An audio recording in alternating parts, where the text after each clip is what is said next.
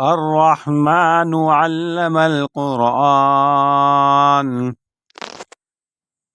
خلق الإنسان علمه البيان الشمس والقمر بحسبان والنجم والشجر يسجدان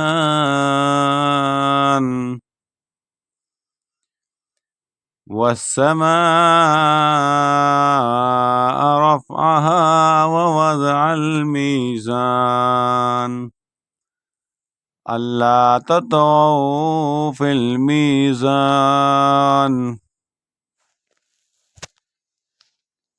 وأقيموا الوزن بالقسط ولا تخسروا الميزان